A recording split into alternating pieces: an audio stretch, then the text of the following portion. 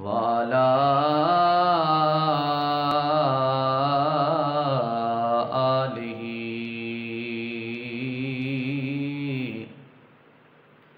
وأصحابه الراشدين الكاملين إلى يوم الدين.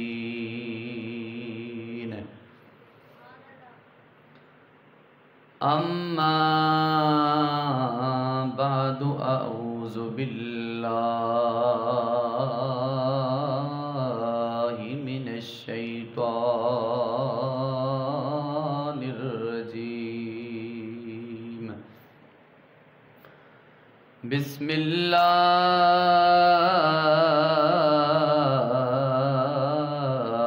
الرحمن الرحيم.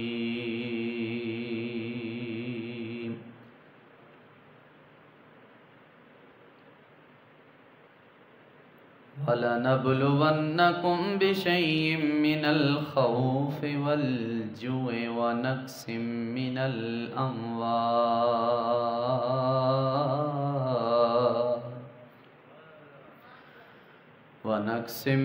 الْأَمْوَالِ وَالْأَنفُسِ وَالثَّمَرَاتِ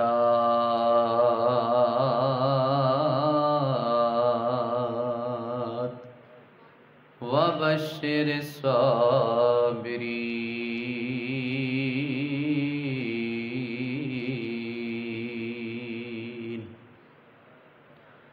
الَّذِينَ إِذَا أَصَابَتْهُم مُّصِيبَةٌ قَالُوا إِنَّا لِلَّهِ وَإِنَّا إِلَيْهِ راجعون. وقال في مقام آخر، قال النبي صلى الله عليه وسلم: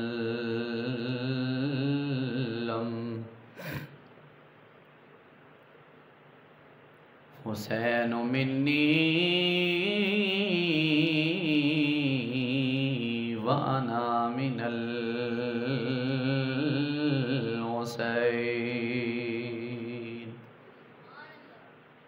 آمنت باللہ صدق اللہ مولانا العظیم وبلغنا رسوله النبی الکریم الامین ونحن على ذلك لمن الشاہدین والشاکرین والحمد للہ رب العالمین. ببرکتہ ان اللہ وملائکتہ یصلون علی النبی یا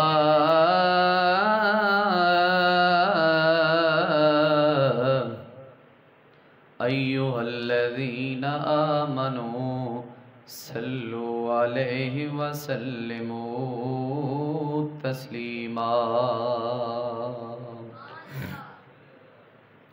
درود پاک باواز بلند. اللہم صلی علی سیدنا و مولانا محمد وعلی آل سیدنا و مولانا محمد وبارک وسلم تسلیما کثیرا کثیرا.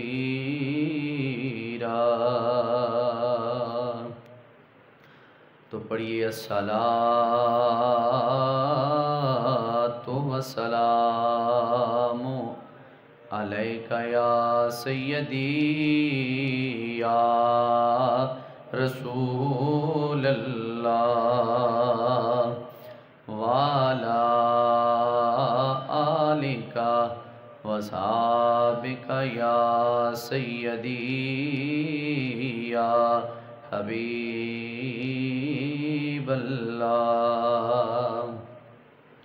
مل کے محبت کے ساتھ ذوق اور شوق کے ساتھ پڑھیں الصلاۃ والسلام علیک یا سیدنا یا امام القبلتین وعلی آلک واصحابک یا سیدی یا خاتم النبیین۔ اپنی طرف سے حاضری سرکار کی بارگاہ میں پھر پڑھیں الصلاۃ والسلام علیک یا سیدی یا شفیع المذنبین وعلی آلک حابک یا سیدی یا جد الحسن والحسین۔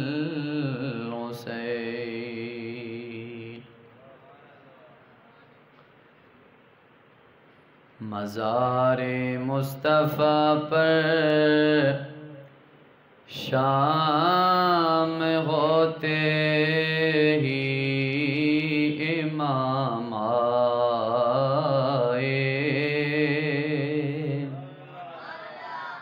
مزار مصطفیٰ پر شام ہوتے ہی امام آئے، اجازت کی غرض سے آخری کرنے سلام آئے۔ مل کے پڑھے مزہ آئے۔ اجازت کی غرض سے آخری کرنے سلام آئے،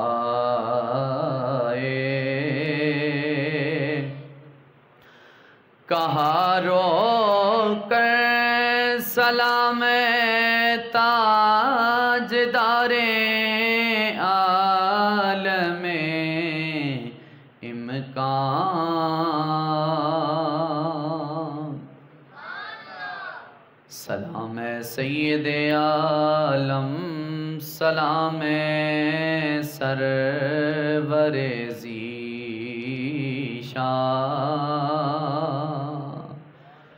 سلام سید عالم، سلام سرور ذیشان۔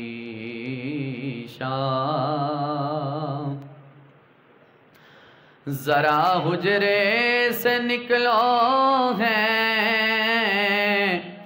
مکین گنبد خضرا،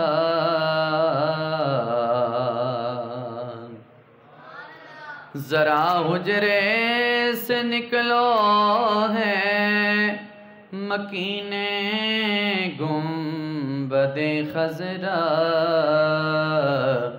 ذرا دیکھو تو اہل بیت پر ہیں سختیاں کیا کیا، ذرا دیکھو تو اہل بیت پر ہیں سختیاں کیا کیا، یزیدی دور ہے اسلام ہے سرکار خطرے میں،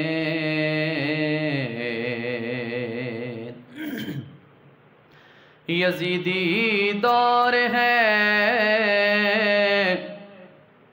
اسلام ہے سرکار خطرے میں،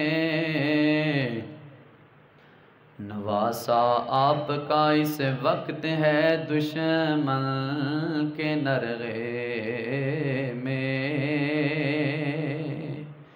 نواسا آپ کا اس وقت ہے دشمن کے نرغے میں،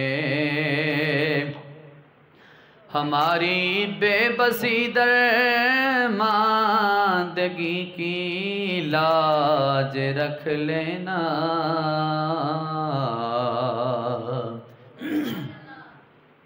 ہماری بے بسی درماندگی کی لاج رکھ لینا،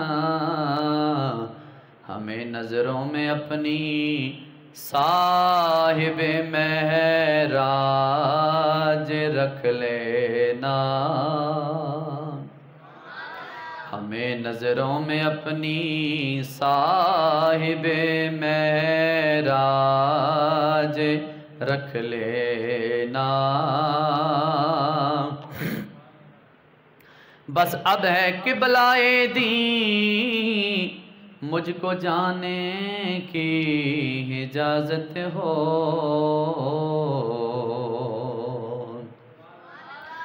بس اب ہے قبلہ دین مجھ کو جانے کی اجازت ہو، لب اطہر سے فرما دو حسین اب جاؤ رخصت ہو،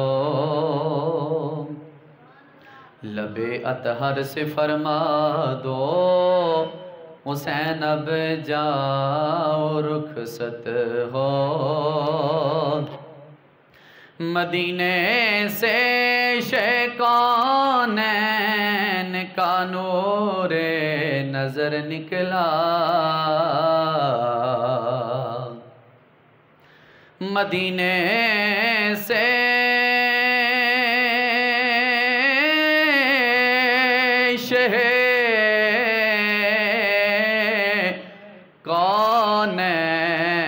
کونین کا نور نظر نکلا، مدینے سے شہ کونین کا نور نظر نکلا، وطن سے بے وطن ہو کر وطن کا تاج ور نکلا، وطن سے بے وطن ہو کر وطن کا تاج ور نکلا، مزار مصطفیٰ پر شام ہوتے ہی امام آئے، اجازت کی غرض سے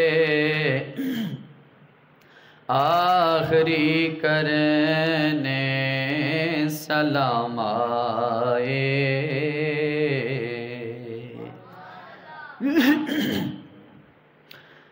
اللہ کی حمد و ثنا کے بعد میرے نہایت واجب القدر عزتوں کے لائق حبیب مکرم والی کون و مکان سیاہ لا مکان سید الانس والجان مائے خوباں شہنشاہ حسینہ تتمہ دوراں سرخیل زورا جمالاں جلوہ صبح ازل نور ذات لم یزل باعث تکوین عالم فخر بنی آدم و بنی عالم نیر بدہا رازدار ما اوہا صاحب علم نشرح صاحب کعبہ و قوسین فخر کونین نانہ حسنین معصوم آمنہ احمد مجتبہ امام الانبیاء سیدنا محمد مصطفیٰ صلی اللہ علیہ وآلہ وسلم کے غلاموں دیوانوں اور شمع رسالت کے پروانوں السلام علیکم ورحمۃ اللہ وبرکاتہ۔ بعد السلام و دعا اللہ تبارک و تعالی جل جلالہ کا لا تعداد انگن شکر ہے کہ پروردگار عالم نے ہمیں اپنے محبوب کا غلام بننے کے ساتھ ساتھ محبوب کے محبوبوں کی بھی غلامی سے سرفراز فرمایا ہے۔ نصیبوں کی بات ہے، مقدر کی بات ہے، کسی کے حصے میں کیا آیا کسی کے حصے میں کیا آیا، ہم نصیبوں والے ہیں، ہمارے حصے میں خدا بھی آیا ہے، مصطفیٰ بھی آیا ہے۔ اور پھر مصطفیٰ نے جن جن سے پیار فرمایا ان سے الحمدللہ ہم پیار کر بھی رہے ہیں اور صبح قیامت تک پیار فرماتے بھی رہیں گے۔ یہی ہماری منزل، یہی ہمارا مقصد اور یہی ہماری پہنچ ہے۔ جن تک اللہ کے محبوب نے پیغام پہنچایا اور پھر جنہوں نے اللہ کے محبوب کا پیغام امت تک پہنچایا، وہ صبح قیامت تک ہمارے سر کا تاج اور ماتھے کا جومر بن کر رہیں گے، اور یہی ہماری نجات کی روشن اور عیاں سر فرست اور سرفراز دلیل اور برہان ہے۔ آج بھی میں اپنا وہی موضوع جو مسلسل 2 جمعے پہلے شہدائے کربلا کی بارگاہ میں عظمتوں کے سلام پیش کرنے کے لیے موضوع رکھا تھا، وہی موضوع میرا رواں دواں ہے۔ اللہ کی پاک بارگاہ میں دعا کریں میرا رب میری زبان پر کلمت الحق جاری و ساری فرمائے اور سن سنا کر عمل پیرا ہونے کی توفیق خاص عطا فرمائے۔ بڑی لمبی تیاری کی میں نے اس موضوع کی، اور جتنی تیاری کی جائے اتنی کم ہے۔ سال میں 1 مرتبہ تقریر کرنا یہ بڑا آسان ہے، یا کسی پروگرام پہ تقریر کرنا بڑا آسان ہے۔ ہر جمعے کو ہر نئی بات کرنا یہ بڑا مشکل ہے، اور دلائل کے ساتھ۔ الحمدللہ اہل سنت نام ہی دلائل کا ہے، قرآن و سنت کا نام ہے۔ تو بہرحال میں آج بھی اسی موضوع کو لے کر سننے والوں کو اہل بیت اطہار کی محبت کا یہ پیغام سنانے جا رہا ہوں۔ اللہ میری اور آپ کی مدد فرمائے۔ اور یہ ذکر سننا اور سنانا اس عقیدت اور محبت کے ساتھ ہے تاکہ اس ذکر کی بدولت سے، دیکھو درخت بندہ لگاتا ہے تو کوشش ہوتی ہے اسے پانی ملے تو یہ پروان چڑھے، اسے ہوا ملے تو یہ پروان چڑھے، اور انسان کی ایک چیز ایسی ہے جو پروان چڑھتی ہے، اس کا نام ایمان ہے۔ ایمان کو پانی کی ضرورت نہیں، کھانے پینے کی ضرورت نہیں، ایمان کو وفاداری کی ضرورت ہے، وفاداری کی ضرورت ہے۔ بندہ جیسا بھی ہو، جہاں سے بھی ہو، اگر وفادار رہے گا بن کر تو میرا اللہ کرم بھی فرمائے گا، اس پہ فضل بھی فرمائے گا، بشرطے کہ اس کی نیت میں اخلاص ہو، اس کی نیت میں ریاکاری نہ ہو، اخلاص ہو، اللہ اس پہ کرم فرمائے گا۔ تو بہرحال حضرت وقار میں نے گزشتہ جمعۃ المبارک پر آپ کے سامنے سفر مولا حسین سرزمین مدینہ طیبہ سے سرزمین مکہ مکرمہ تک یہاں پہ آ کر موضوع کو وائنڈ اپ کیا تھا، ختم کیا تھا۔ آج بھی اسی بیوٹیفل اور بہت ہی خوبصورت موضوع کو میں لے کر اپنی منزل کی طرف جا رہا ہوں، اور میری کوشش ہے میری کہ جس طریقہ کار سے مطابق علماء نے، محدثین نے، مورخین نے، مفسرین نے، مقررین نے، شارحین نے، غوث، کتب، ابدال، کلندروں نے اس واقعہ کربلا کو بیان کیا، لکھا، تو میں کوشش کروں گا ہو بہو اسی طریقہ کار کے مطابق آپ کے سامنے اس واقعے کو رکھا جائے۔ گو کہ بہت لمبا واقعہ ہے، لیکن میں مختصر جامع و تر نچوڑ آپ کے سامنے رکھوں گا۔ امام پاک کی میں نے بات یہاں تک کی تھی کہ امام پاک آخری سلام روضہ رسول پہ کرنے حاضر ہوئے۔ سرکار دو عالم علیہ السلام کی بارگاہ میں آپ کے رفقاء سمیت سلام عرض عقیدت پیش کیا، اور آخری سلام کرنے کے بعد آپ سرزمین مکہ مکرمہ حرم شریف یعنی خانہ کعبہ کی طرف آپ نے رخ فرمایا۔ امام پاک اپنے رفقاء سمیت سرزمین مکہ مکرمہ میں اب حاضر خدمت ہونے کے لیے جا رہے ہیں۔ یہ قافلہ اور اس قافلے کا سپاہ سالار، جسے زمانہ امام حسین کے نام سے پہچانتا بھی ہے اور جانتا بھی ہے، اس سپاہ سالار کو اپنی زندگی کے بچپن ہی میں اللہ کے محبوب نے اپنے محبوب نواسے کو شہادت کی خبر سے خبردار فرما دیا تھا۔ وہ کیسے؟ ام المومنین ام سلمہ فرماتی ہیں کہ میرے آقا کونین میرے گھر میں آرام فرما رہے تھے، سو رہے تھے، اچانک سرکار بیدار ہوئے، سرکار جاگے تو سرکار کے روح والضحیٰ پر کچھ پریشانی کے، کچھ مصائب کے اثرات نظر آئے۔ تو میں آگے بڑھی، عرض کی میرے سر کے تاج، میرے رہبر، میرے سردار، کیا بات ہے؟ آپ نے آرام کیا اور آرام کے بعد اچانک آپ کے چہرہ والضحیٰ پر ناراضگی، مصائب و علم کے یہ اثرات نظر آ رہے ہیں۔ میرے سر کے تاج، بات کیا ہے؟ میرے آقا کونین نے فرمایا ام سلمہ،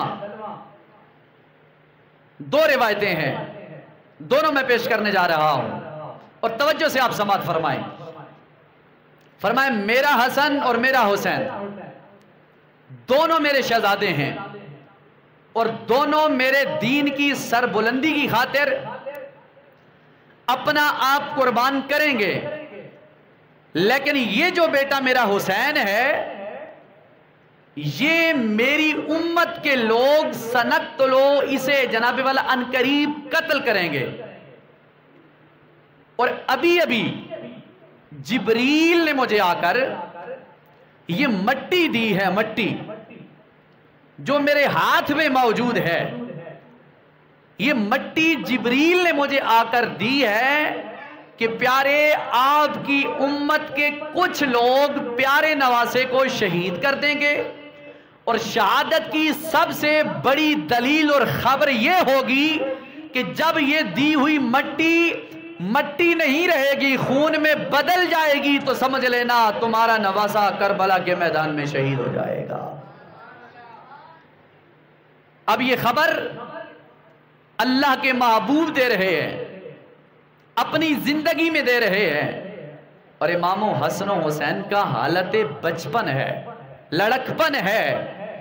سرکار نے دوسری روایت یہ بات کرنے کے بعد امام حسین علی وقار کو اپنے سینے سے لگایا، سرکار نے چوما، سرکار نے سینے سے لگایا اور فرمایا میرے حسین، یقیناً جو میرے قریب ہے وہ تیرے قریب ہے، اور جو تیرے قریب ہے وہ میرے قریب ہے۔ اور فرمایا حسین اس وقت تو نے صبر کرنا ہے، یقیناً میرا پاک پروردگار صبر کرنے والوں کے ساتھ ہے، صبر کرنے والوں کے ساتھ ہے۔ توجہ فرمائیں، پاک نبی کے غلاموں توجہ چاہوں گا۔ حضرت ام سلمہ فرماتی ہیں میرے محبوب کونین میرے گھر میں آرام فرما رہے تھے، اچانک سرکار روح والضحیٰ کی جناب والا چہرے پر میں نے علم اور مصیبت کے جناب والا پہاڑ دیکھے۔ میں نے عرض کیا سیدی یا رسول اللہ، میرے آقا سید کونین، آخر بات کیا ہے؟ یہ غم کی، یہ پریشانی کی بات کیا ہے؟ میرے آقا نے فرمایا ام سلمہ، ابھی ابھی مجھے جبریل آئے تھے، انہوں نے یہ مجھے کربلا کی یہ مٹی آ کر دی ہے، فرمایا ہے کہ اسے رکھ لو، جب یہ مٹی خون میں بدل جائے گی آپ کا پیارا نواسہ شہید ہو جائے گا۔ ام سلمہ فرماتی ہیں میرے پاک نبی نے وہ مٹی لی اور مجھے فرمایا ام سلمہ یہ مٹی اپنے پاس رکھ لو۔ کہتی ہیں میں نے وہ مٹی سنبھال کے اپنے پاس رکھی، دن گزرتے گئے، صبح جب روزانہ صبح ہوتی ہے ام سلمہ کہتی ہیں میں اس مٹی کو دیکھتی، یہ مٹی کب جناب والا خون میں بدل جائے گی۔ کرتے کرتے ایک دن ایسا آ گیا، 61 ہجری ہے، 10 محرم الحرام ہے، جمعے کا دن ہے۔ کہتی ہیں میں نے جب اس مٹی کو دیکھا، وہ مٹی مجھے مٹی نظر نہیں آئی، وہ شیشی جو مٹی والی تھی وہ خون میں تبدیل ہو چکی تھی۔ اللہ اکبر کبیرہ فرماتی ہیں میرے محبوب کونین نے فرمایا ام سلمہ یہ تو مٹی رکھ لے. کہتی ہیں میں نے مٹی رکھی اور اس بات کی یہ دلیل ہے میرے آقا کونین نے کسی اور بیوی کو یہ مٹی نہیں عطا فرمائی, صرف ام سلمہ کو عطا فرمائی ہے. توجہ کیوں عطا فرمائی؟ میرے آقا یہ جان رہے تھے کہ جب کربلا کے میدان میں میرا نواسہ شہید ہوگا میری ساری ازواج ساری بیویاں دنیا سے پردہ کر جائیں گی, لیکن ام سلمہ شاد و آباد بھی رہے گی, زندہ و جاوید بھی رہے گی. آقا کریم کی نظر نگاہ نبوت یہ دیکھ رہی تھی کہ جب کربلا 61 ہجری آئے گا ساری بیویاں میری انتقال کر جائیں گی سوائے ام سلمہ کے, یہ انتظار میں رہیں گی اور دیکھیں گی اور یہ زمانہ عمر پائیں گی کہ امام حسین کو کربلا کے میدان میں شہید کر دیا گیا ہے. تو بہرحال توجہ چاہوں گا, حضرت امام پاک مدینہ طیبہ سے رخصت ہوئے, رستے میں مکے کے رستے میں آپ کی محمد بن حنفیہ سے, دوسری روایت میں جب مکے سے آپ نے کوفہ کی طرف روانگی کا اظہار کیا تو محمد بن حنفیہ ایک نامی شخص سے آپ کی ملاقات ہوئی. آپ نے فرمایا امام کہاں جانے کا ارادہ ہے؟ یہ باتیں بڑی گہری ہیں اور توجہ سے آپ نے سننی, کہاں جانے کا ارادہ ہے؟ آپ نے فرمایا فی الحال تو میرا ارادہ مکہ مکرمہ میں جانے کا ہے, خانہ کعبہ میں جانے کا ارادہ ہے, اور وہاں پہنچ کر میں اپنے پروردگار عالم سے استخارہ کروں گا, استخارے کے ذریعے سے جو مجھے حکم ہوگا میں اس پہ عمل پیرا ہو جاؤں گا. محمد بن حنفیہ چونکہ اہل بیت اطہار سے پیار کرنے والے تھے اور محبین تھے, آپ نے فرمایا امام علی مقام ٹھیک ہے آپ چلے جائیں مکہ کی سرزمین پر, لیکن ایک خیال رکھنا سرزمین کوفہ پر آپ ہرگز نہیں جانا, برائے مہربانی آپ نہیں جانا. آپ کو پتا ہے کہ کوفہ والوں نے مولا علی کے ساتھ بے وفائی کی ہے, آپ کو پتا ہے کوفہ والوں نے امام حسن مجتبی کے ساتھ بے وفائی کی ہے, اور کوفی لا یوفی ان کے اندر وفا ہے ہی نہیں, آپ نہ جائیں, ہرگز نہ جائیں. امام پاک نے مشورہ سنا, فرمایا جزاک اللہ خیر, اللہ آپ کو اچھی جزا دے, آپ نے اچھا مشورہ دیا. بہرحال لن یصیبنا الا ما کتب اللہ, ہوگا وہی جو میرے پروردگار عالم نے میرے مقدر میں لکھ دیا ہے. فرمایا وہی ہوگا جو میرے رب نے لکھ دیا ہے. سرزمین مکہ مکرمہ آپ پہنچے, آپ نے آرام فرمایا. ادھر امام حسین علی وقار نے جب سرزمین مکہ مکرمہ پہنچے تو اس سے ساتھ ساتھ آپ نے کوفہ میں امام مسلم بن عقیل جو خاندان نبوت کے چشم و چراغ تھے اور آل بیت طہار کے افراد میں شامل ہیں, انہیں امام حسین نے حکم دیا کہ دیکھو کوفہ والے ہمیں چٹھیاں لکھ رہے ہیں, خط لکھ رہے ہیں, پیغام دے رہے ہیں, میسج دے رہے ہیں, بلاوے آ رہے ہیں, آپ ایسا کرو کوفہ جاؤ, کوفہ کے حالات چیک کرو اور پھر مجھے اطلاع کر دینا کہ کوفہ کے حالات و واقعات کیا ہیں. اب امام حسین نے مسلم بن عقیل کو حکم دیا اور وہ آپ چل پڑے, اور آپ اکیلے نہیں گئے, آپ کے ساتھ آپ کے دونوں شہزادے بھی تھے, ایک کا نام محمد دوسرے کا نام ابراہیم, دونوں کم سنی کے عالم میں. آپ نے ان کو ساتھ لیا اور سرزمینہ کوفہ پر جا پہنچے. جب سرزمین کوفہ پر آپ پہنچے پہلے دن ہی لوگوں نے امام مسلم بن عقیل کے ہاتھوں پر بیعت کرنا شروع کر دی اور دعوے کرنے شروع کر دیے کہ امام ہم مولا علی کے وارث ہیں, خاندان نبوت کے چشم و چراغ کے محبین ہیں, کندھے سے کندھا ملا کر, پیشانی سے پیشانی ملا کر, سینے سے سینہ ملا کر, آنکھ میں آنکھ ڈال کر آپ کے جناب والا منکروں کے ساتھ لڑیں گے. بڑے دعوے کیے, جیسا آپ کہیں گے ویسا ہوگا, جیسا آپ چاہیں گے ویسا ہوگا. تاریخ کی کتابوں کے اندر حوالے موجود ہیں, میں اپنی ہر بات کا ذمہ دار ہوں. پہلے دن سے لے کر دوسرے اور تیسرے دن تک 18,000، دوسری روایت میں 40,000 لوگوں نے مسلم بن عقیل کے ہاتھ پہ بیعت کر چکے تھے۔ 2-3 دن کے اندر 40,000 لوگ امام مسلم کے ہاتھ پہ بیعت کر چکے تھے۔ بیعت کا مطلب کیا ہوتا ہے؟ کہ آپ ہمارے رہنما ہیں، آپ جو فیصلہ دیں گے ہمیں گرمی میں بھی، سردی میں بھی، خشکی میں بھی، تری میں بھی قبول کرنا پڑے گا۔ مرشد کسے کہتے ہیں؟ جو راہ حق پہ انسان کو وابستہ کرے۔ 40,000، 18,000 پہلے دن، اور دوسرے دن میں 40,000 کوفیوں نے مسلم بن عقیل کے ہاتھ پہ بیعت کر لی تھی۔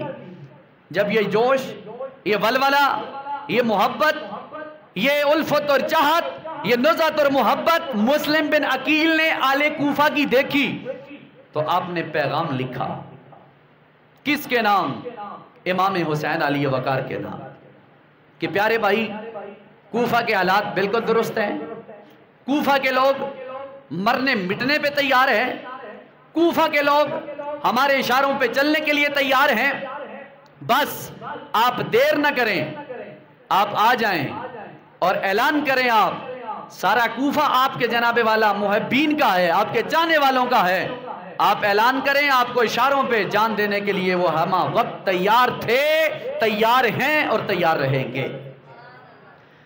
امام پاک کو جب یہ خط موصول ہوا، خبر مل چکی آپ کو کہ واقعی اگر کوفہ والے ایسی محبت کا اظہار کر رہے ہیں، 2-3 دن کے اندر 40,000 لوگ بیعت کر چکے ہیں، مرنے مٹنے کے دعوے کر چکے ہیں، فیصلے کر چکے ہیں، تو امام عالی مقام نے اپنے رفقا کو ساتھ لیا، سرزمین مدینہ طیبہ سے لے کر سرزمین مکہ مکرمہ پہ جا پہنچے۔ ابھی ادھر امام پاک کو اس بات کی خبر نہیں ہے کہ کوفہ والے کتنی بے وفائی کا، کتنی جناب والا بزدلی کا اور بے ایمانی کا اظہار کریں گے۔ امام پاک اپنے قافلے کو لے کر جب مکہ مکرمہ پہنچے، آرام کیا، پھر آپ نے استخارہ کیا۔ استخارے میں انہیں حکم یہی ملا ہے کہ اب رسول اللہ کا دین تو بچانا ہے نا، اب محبوب کا دین تو بچانا ہے نا۔ سوچو بار بار، وقت کا حکمران تھا یزید، وقت کا، جیسے ہمارے دور میں آج کل کے وقت کے یزیدی دور کے حکمران موجود ہیں جو قادیانیوں کو اور بدعقیدوں کو سپورٹ کر رہے ہیں، اس وقت بھی وقت کا یزید حکمران، حکومت حکمرانوں کی تھی، لیکن سیسا پلائی دیوار بن کر مولا حسین نے پوری گورنمنٹ کو للکار کے کہا، حسین سر جھکا نہیں سکتا، سر کٹا سکتا ہے۔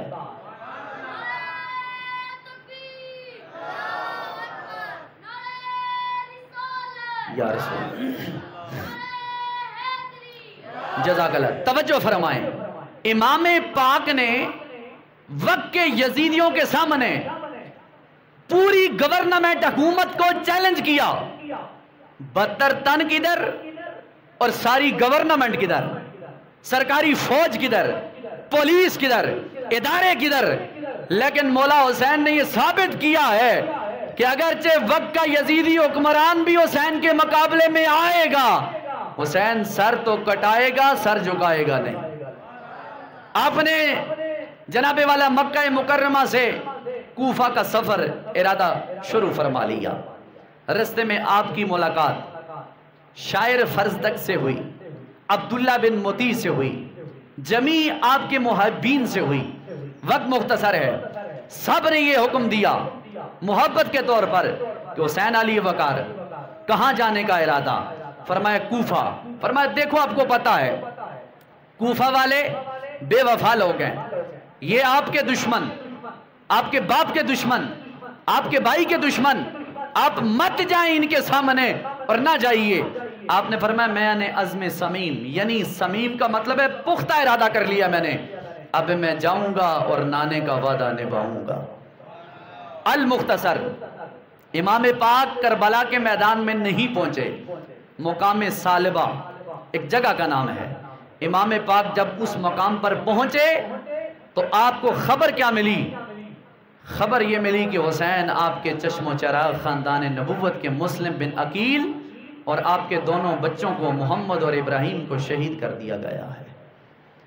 آپ نے اس مقام پر انا للہ و انا الیہ راجعون کا یہ کلمات ادا کیے، اور پھر بھی واہ حسین، ہم آئے حسین نہیں کہتے، واہ حسین، سبحان اللہ، واہ حسین تیری عظمت کو سلام، پیچھے نہیں ہٹے، قدم نہیں ڈگمگائے، فرمایا جانا تو ہے ہی ہے، اور میری رگوں میں حیدر کرار کا خون ہے، میں جاؤں گا۔ اور مسلم بن عقیل کی شہادت کیسے ہوئی؟ امام حسین کا یہاں پر میں واقعہ یہاں پر ہی رکھتا ہوں۔ مسلم بن عقیل کو لوگوں نے 40,000 لوگوں نے کہا مرنے مٹنے پہ تیار ہیں۔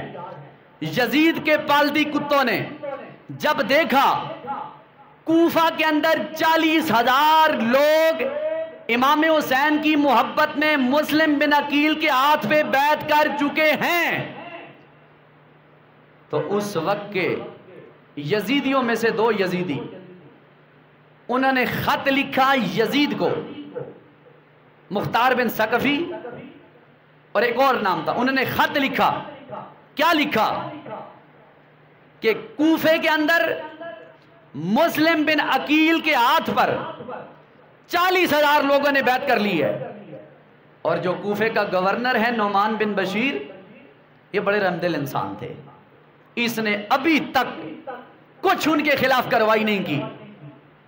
معاذ اللہ بغاوت ہو رہی ہے یزید تیری حکومت کے خلاف، حسین آئیں گے اعلان کریں گے اپنی خلافت کا، راشد ہونے کا حق ادا کریں گے تو تیری حکومت کو خطرہ ہے۔ یزید کو جب اس بات کی اطلاع ملی، خبر ملی، اس نے میٹنگ بلائی، کیا کیا جائے؟ میٹنگ میں اس نے فیصلہ یہ کیا کہ کوفے کا گورنر بدلی ہونا چاہیے، جو کوفے کا گورنر ہے یہاں پہ بدلی ہونا چاہیے، تبدیل، چینج ہونا چاہیے۔ سب نے فیصلہ کیا اب کون ایسا گورنر سخت دل ہوگا، سنگ دل ہوگا، لعنتی ہوگا، جسے ہم مقرر کریں کوفہ کا گورنر؟ تو سب نے مشورے کے بعد یہ طے پایا کہ جو بصرہ کا گورنر ہے ابن زیاد بدنہاد، اسے بصرہ کی گورنری سے اٹھا کر کوفہ کا گورنر مقرر کیا جائے۔ اللہ اکبر، توجہ فرمائے۔ ابن زیاد کو بصرہ کی گورنری کے عہدے سے معزول کر کے کوفہ کا گورنر مقرر کرنے کے وارنٹ جاری کر دیے یزید کمینے نے۔ اس نے جب وارنٹ جاری کیے تو یزید کے حکم پر ابن زیاد 500 سواروں کو ساتھ لے کر، کتنے؟ 500 سواروں کو ساتھ لے کر مغرب اور عشاء کے درمیانی وقت میں بصرہ سے کوفہ کی طرف رواں دوا ہوگا۔ اور حالت کیا تھی؟ اونٹ پہ سوار تھا، چہرے پہ پردہ ڈالا ہوا تھا تاکہ دیکھنے والا بندہ یہ پہچان نہ سکے کہ یہ حسین ہے یا ابن زیاد ہے۔ جب مغرب اور عشاء کا درمیان گزر چکا، اندھیرا ہو گیا، 500 بندے کے ساتھ چلتے ہوں تو گلی محلے میں خبر ہوتی ہے کوئی بندہ چل رہا ہے، جلوس جا رہا ہے، 5 بندے بھی ہوں تو پتہ چل جاتا ہے، لیکن یہ 500 بندے ہیں۔ آدھے رستے میں آ کر ابن زیاد نے اپنا لشکر تھوڑا کم کیا، تم آہستہ آؤ، 20 بندے اپنے ساتھ لیے، 20 بندے اپنے ساتھ لیے، اور یہ حکم جاری کیا کہ تم میری چاروں طرف، جب کوفہ کی سرزمین پر ہم پہنچے تو تم نعرے لگانا شروع کر دو، ہمارے وقت کے امیر آ چکے ہیں، امیر آ چکے ہیں، شہزادہ آ چکے ہیں، مرحبا مرحبا مرحبا کے تم نعرے لگاؤ۔ اور ظاہری بات ہے جب مرحبا کے نعرے لگائیں گے تو کوفہ والے سمجھ جائیں گے کہ امام حسین آ گئے ہیں۔ یہ سازش چلی، سازش چلائی، وہی بات ہوئی، ان کی سازش کامیاب ہوئی۔ جب کوفے میں پہنچے تو انہوں نے یہی نعرے لگائے، سارے کوفے والے اکٹھے ہو گئے اور امام حسین آ گئے۔ انہیں تو خبر نہیں کہ پردے میں چھپا ہوا لعنتی ہے کون، لیکن جب یہ ان کا قافلہ اور کوفے والے سارے ملتے گئے، انہوں نے سمجھا امام حسین آ گئے، جب سارے ملتے گئے، جب گورنر کوفہ کے دروازے پر، دارالامارات کے دروازے پر یہ قافلہ پہنچا تو نعمان بن بشیر نے حکم دیا اپنے سپاہیوں کو دارالامارات کا دروازہ بند کر دو، اور وہ چھت پہ چڑھ گئے اور کہنے لگے امام حسین آپ واپس چلے جاؤ، یقیناً میں نہیں چاہتا کہ آپ سے میرا ٹکراؤ، آپ سے میری جنگ ہو۔ نعمان بن بشیر نے سمجھا شاید امام حسین آ گئے۔ جب یہ بات کہی تو ابن زیاد یزیدی نے قریب ہو کر کہنے لگا میں ابن زیاد ہوں، حسین نہیں ہوں، دروازہ کھولو۔ جب اس کی پارٹی کا بندہ ہے تو دروازہ کھل گیا، چھت پہ چڑھا اور چل کر کہنے لگا میں ابن زیاد ہوں، حسین نہیں ہوں، اور تم نے یزید کے خلاف، خلیفہ برحق کے خلاف بغاوت کی ہے معاذ اللہ، اور مجھے یزید نے یہ حکم دیا ہے کہ اب تمہارے کوفے کا گورنر میں بن کے رہوں گا، اور بن چکا ہوں۔ میں نے اپنی ذمہ داری سنبھال لی ہے، کوفے والوں باز آ جاؤ، اگر زندہ رہنا چاہتے ہو تو باز آ جاؤ، اگر زندہ نہیں رہنا چاہتے تو پھر آؤ، میدان حاضر ہے۔ ایسی گرم جوشی کے ساتھ اس نے تقریر کی، کوفے والے ڈگمگانا شروع ہو گئے۔ جن کا ایمان کمزور ہو وہ دیکھتے ہماری برادری ہے، ہماری رشتہ داری ہے، ہماری ملےداری ہے۔ دیکھو کوفے والوں کی یہ نحوست، انہوں نے دیکھا، انہوں نے کہا جناب یہ تو ہم رہتے ہیں کوفے میں، ہم کیا چاہتے ہیں قتل و غارت؟ مسلم بن عقیل تو مدینے سے آئے، چشم و چراغ نبی رسول پاک کے ہیں، ہم امن سے جینا چاہتے ہیں۔ ایسی باتیں شروع کر دی۔ رات گزری، ابن زیاد نے حکم دیا اپنے کرندوں کو، سپاہیوں کو، سارے کوفے والوں کو بلاؤ۔ سارے بلائے گئے، چھت پہ چڑھ کر کہنے لگا میں ابن زیاد ہوں، میں ابن زیاد ہوں، کوفہ کا گورنر مجھے مقرر کر دیا ہے، لیکن تمہارے پاس یہ گارنٹی اور مہلت ہے کہ حسین کے مشن سے توبہ کر لو، یزید کے مشن کی طرف ہمیشہ کے لیے آ جاؤ، اگر ایسا نہیں کرو گے تو تمہارے سر تن سے میں جدا کر دوں گا۔ ایسی ولولہ اس نے تقریر کی کہ کوفیوں کی قدم لڑکھڑانے لگے، ہو گیا ہے، یہ کیسے ممکن ہے؟ لیکن سنیں، امام مسلم بن عقیل اس وقت ہانی بن حروہ کے گھر میں موجود تھے۔ اب ابن زیاد نے یہ چال چلن کی کہ اب کیسے پتہ لگایا جائے کہ مسلم کس کے گھر میں موجود ہے، کہ کوئی جاسوس کی جاسوسی تھی، پتہ لگایا جائے مسلم بن عقیل ہیں کس کے گھر میں۔ اس نے ایک اپنا غلام، نام تھا اس کا موکل، اسے 3000 دینار دیے۔ کس نے؟ ابن زیاد نے۔ فرمایا تم جاؤ مسجد میں، مسجدوں کا تم جناب والا چکر لگا، اور مسجدوں میں جو بندہ تمہیں نیک لگتا ہو اس کے پاس بیٹھ جاؤ، آخر تک بیٹھ جاؤ۔ یہ گتھی، یہ تھیلی پیسوں والی لے کر آخر میں اٹھنے والے بندے سے کہو کہ میں اہل بیت سے پیار کرنے والا ہوں، اہل بیت سے میری نسبت اور محبت ہے، سنا ہے مسلم بن عقیل ادھر کوفے میں آئے ہیں، اب پتہ نہیں کہ ہیں کہاں، میں انہیں کچھ دینار و درہم پیش کرنے کے لیے حاضر خدمت ہوں۔ وہ مسجد کی، کوفہ کی جامع مسجد میں حاضر ہوا، مغرب کی نماز کا وقت تھا، نماز کے ساتھ ساتھ وہ شامل ہوا، نماز ختم ہو گئی، سارے لوگ چلے گئے۔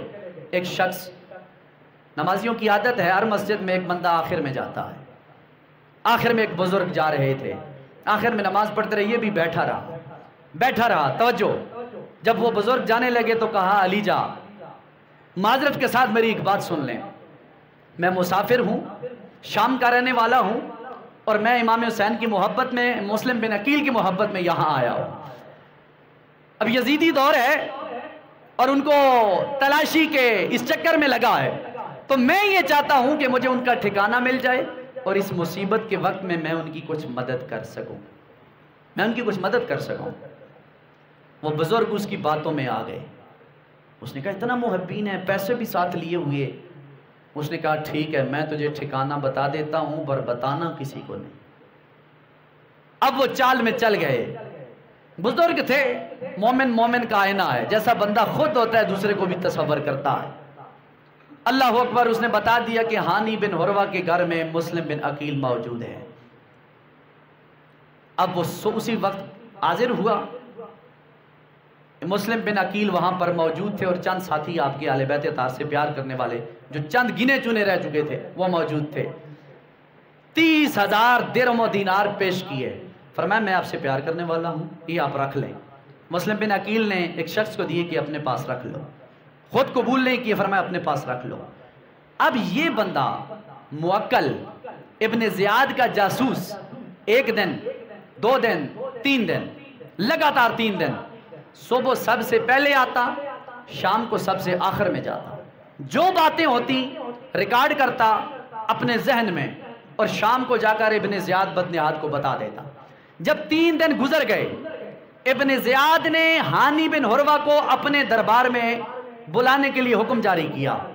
ہانی بن حروہ نے کہا جی میں بیمار ہوں، میں نہیں آ سکتا. پھر پیغام بھیجا گیا تو بیمار نہیں، ٹھیک ہے آ جا.